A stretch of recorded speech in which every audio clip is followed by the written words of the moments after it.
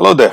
Today in this class we are going to see something about, let me just make it green, perceptive process modeling, waterfall modeling and increment modeling. This is part of this class and this is chapter 2 of unit 1 we are going to see in this class, in this video, correct?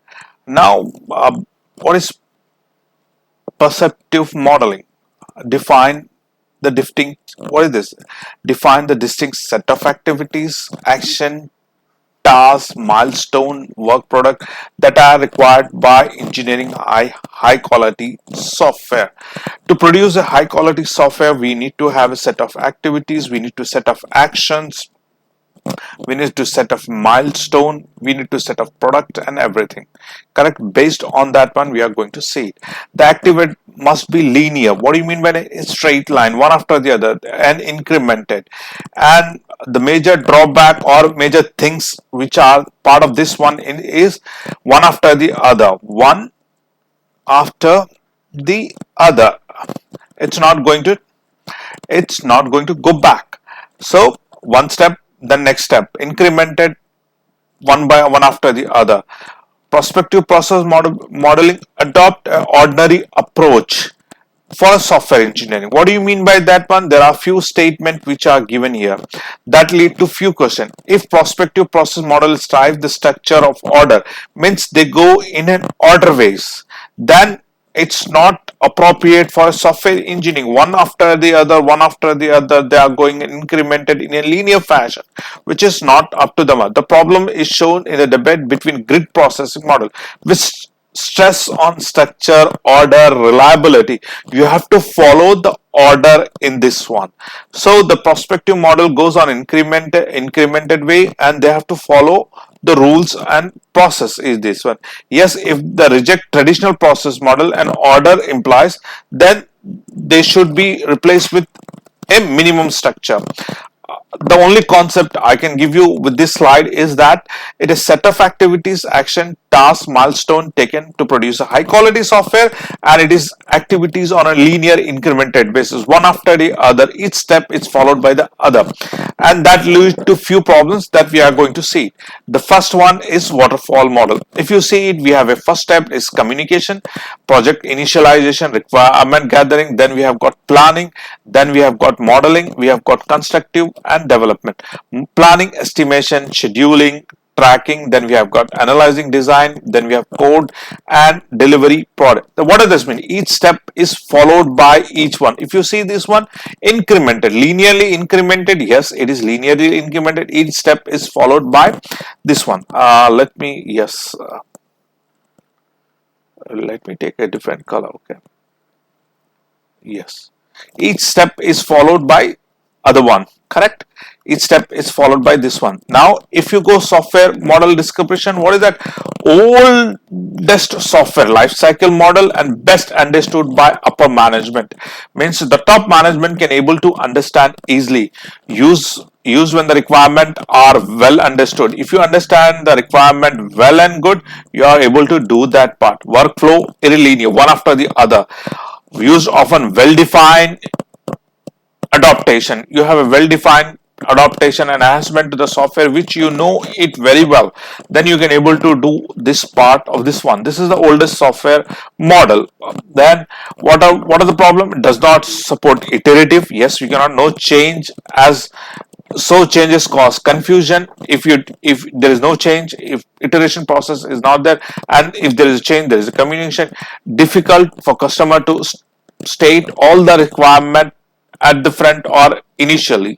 Requirement, customer has to be patient until work model come into existence or the final phase came into existence. It has to wait for 1 month or 6 months or 1 year also, or it may be take more time. So problem came somewhat more model thought, editing, feedback loop, and this model can be modified with what? Feedback loop. This is given in my next slide. Okay, this problem can be waterfall without a feedback. What is this? Waterfall model without a feedback. If I say it without feedback, feedback. Okay, and if you go back to here, the problem is that we are going to see this problem. It does not have iterative problems and everything. So now what we are going to see, we are going to see about this one. What is this one? Communication waterfall model with the feedback diagram. Okay, what is that? Communication, project requirement, and this is going here, and there is a feedback. Whatever is that, everything, the model is going on a feedback process. So whatever the problem is there, we are going to define, but it is the oldest one. Do remember, it is the oldest one. It is understood by the top management. It is easy to understand. Okay, this is waterfall model, development, feedback, and everything. So then next comes the incremental model. If you see the diagram, we have got an increment model. What is this increment model? We have got one requirement here, we have got one requirement here, and we have got n requirement. So each basis on this one. What is that? They are all same as waterfall model, correct? These are all something like that, same thing, communication, planning, and everything. So software functional features and project calendar. So each requirement is given the same one: communication, planning, modeling, construction, the same process. If you see this one, yes, the same diagram which is here, the same diagram which is here is already here, but it is for each requirement which is given here, correct? Let's see each requirement here. What are the problems here? What are the increment model description? Used for initial requirement and responsible, well defined,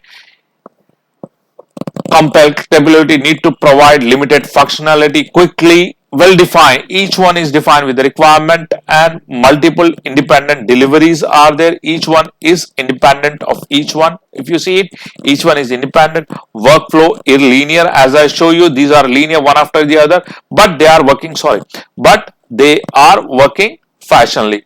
And more importantly, workflow is linear, iterative in nature, operational product focus on operational product of each requirement, provide need to set functionality sooner while delivering operation. It provides set of functionalities which are very important, useful often when with short of small scale development. Full started with sufficient shortfall of everything, then we start to go more.